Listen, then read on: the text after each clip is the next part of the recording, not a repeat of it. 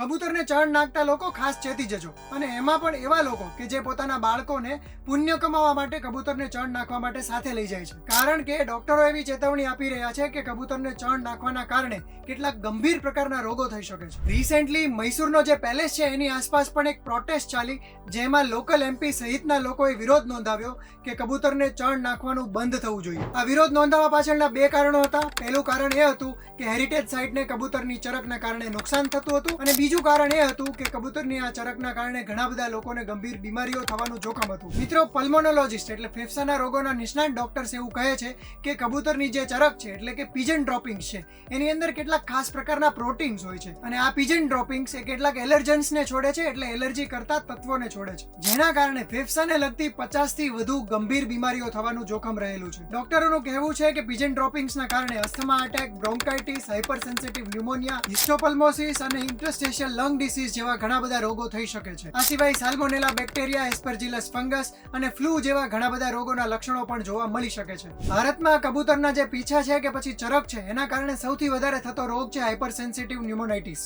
Bird ફેન્શિયર્સ lung નામની એક condition છે જેમાં પણ આ પ્રકારનું જ ઇન્ફ્લામેશન જોવા મળતું હોય છે. એના સામાન્ય લક્ષણોમાં છે સૂકી ખાંસી, શ્વાસ ચડવો, થાક લાગવો કે પછી છાતીમાં દુખાવો થવો. થોડા સમય પહેલા જ એક કિસ્સો આવ્યો હતો જેમાં દિલ્હીમાં એક 11 વર્ષના બાળકને હાઇપરસેન્સિટિવ ન્યુમોનાઇટિસ જોવા મળ્યું. એની અંદર ફેફસાને લગતા કેટલાક ગંભીર એલર્જીક રિએક્શન પણ જોવા મળ્યા હતા. આ ઘટના બાદ ઘણા બધા ડોક્ટરોએ લોકોને કબૂતરને ચણ નાખવાથી ચેતવ્યા હતા. ડોક્ટર્સના જણાવ્યા પ્રમાણે બાળકોને લઈને ખાસ ચેતવું જોઈએ. આ સિવાય જેને ડાયાબિટીસ હોય કે પછી ઇમ્યુનો કોમ્પ્રોમાઇઝ સ્ટેટસ હોય, એટલે કે જેમની ઇમ્યુનિટી ઓછી હોય અથવા તો પછી હાઇપર સેન્સિટિવ લોકો હોય, એ બધા જ લોકોએ ખાસ ચેતવું જોઈએ. હવે આ પ્રકારનો રોગ થવાનો હોય એ વ્યક્તિને કયા લક્ષણો જોવા મળશે એ પણ જાણી લઈએ. તો 4 થી 8 કલાકની અંદર આ વ્યક્તિને તાવ, સૂકી ખાંસી, સ્નાયુનો દુખાવો કે પછી થાક લાગવો આ પ્રકારના લક્ષણો જોવા મળે છે, અને લાંબા ગાળે દર્દીમાં છાતીમાં દુખાવો થવો કે પછી શ્વાસ લેવામાં તકલીફ પડવી એ પ્રકારના લક્ષણો પણ જોવા મળે છે. ઘણા બધા લોકોનું વજન પણ ઘટી જતું હોય છે. તો આ રોગોથી બચવા માટે શું કરી શકાય? તો પહેલું, પિજન ડ્રોપિંગને દૂર કરતા રહેવા જોઈએ. અને જ્યારે પિજન ડ્રોપિંગ્સને આપણે દૂર કરીએ છીએ એટલે ચરકને હટાવીએ છીએ ત્યારે